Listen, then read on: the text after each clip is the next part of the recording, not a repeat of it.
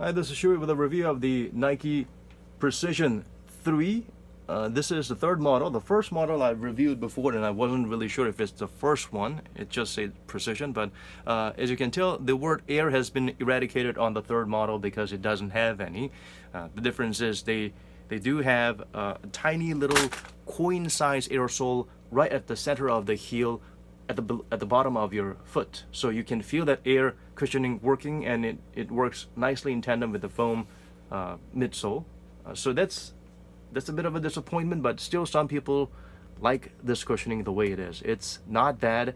They don't describe exactly what kind of foam it is, so they did not describe if it's React or Lunar or Cushlon, because if it is, Nike will not stop bragging about it. So I'm assuming it's some sort of a very an EVA foam with lots of bubbles in it, so it's a lot more.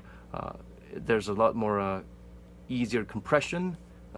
The cushion, you feel comfort level wise, it's really good, and shock absorption wise, it's not too bad either.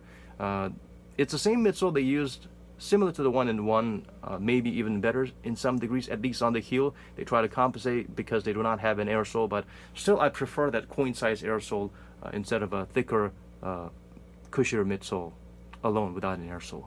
On the forefoot, the Precision one has a little bit more softer feel to it than the third one. So cushioning wise, Precision 1 is a little better. But I would compare this to the Zoom Freak 1, which is selling off the shelves right now because of Antetokounmpo's popularity. But the Zoom Freak 1 doesn't have a very good midsole. It's pretty firm. You do feel a little bit of a compression on the forefoot. They have double stack Zoom Air at the heel, but you don't really feel it. So yeah, that's a little bit this depressing. So in terms of cushioning, this has better cushioning, similar but better cushioning than the Zoom Freak 1. That's how I would describe it. But in terms of cushioning, it's a little bit softer on Air Precision 1. This is Precision 3. It has a nice fat outrigger here, so that's always a welcome addition. You see these little pattern here, like if it's some sort of a quad axle flywire or something like that, but it's not. It's not exactly flywire, but the pattern and the ribbed enforcements here do provide a nice little lockdown if you lace them up tight, and they're flexible at the same time. I love the fact that the heel has a little slide-in ergonomic shape, and it doesn't cut into shape into your heel or skin in any way. It's got a nice little padded inner. The inside is nicely padded around the collar. The forefoot area, this part is very soft and flexible. So this is always good. I wish they would do more of these on the signature lines instead of making them all one piece, rigid upper and things like that. This is not expensive. This is not Flyknit, but it's good enough. Softer foam here, reinforcement on the toe and around the forefoot. That's all you need. It's not exactly breathable, but it's not stifling either. It fits a little narrow. I would say you can go true to size or half a size up. If you have really wide foot, you definitely have to go half a size up. Me, I have an average width foot, but I felt more comfortable going half a size up because this part kind of chafes into your pinky toe a little bit.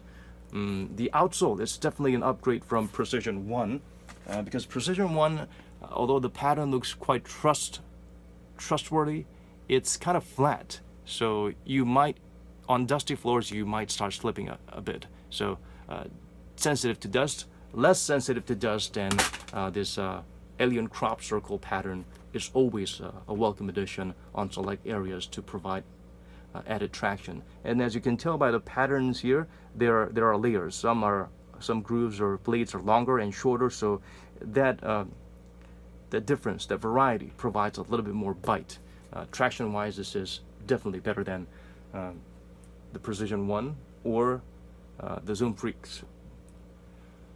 Yeah, the cushioning is a little bit disappointing, but it's still better than Zoom Freak 1. That pretty much sums it up. But if you want to get this model, I would suggest waiting a little bit. I think they're on sale in the States, not from where I am in Korea. They don't have it yet. They have the exact same version of Precision 3 but a Fly Ease model version, as in like you've seen in the Zoom universe. There's a strap that goes around and it opens up so you can easily slip your foot in.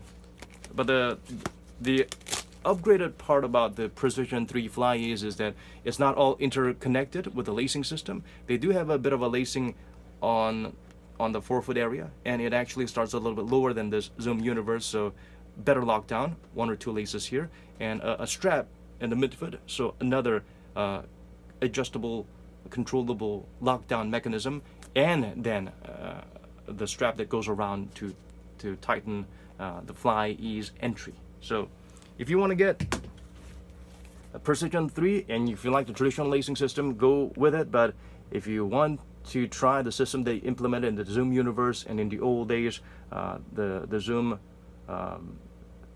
Turbine, which is a lot easier and pretty useful in terms of lacing up and setting your shoes and then just putting them on and locking them up with just a flick of a wrist and a move of a strap. Look out for the Precision 3 Fly Ease. They cost the same as the ordinary Precision 3.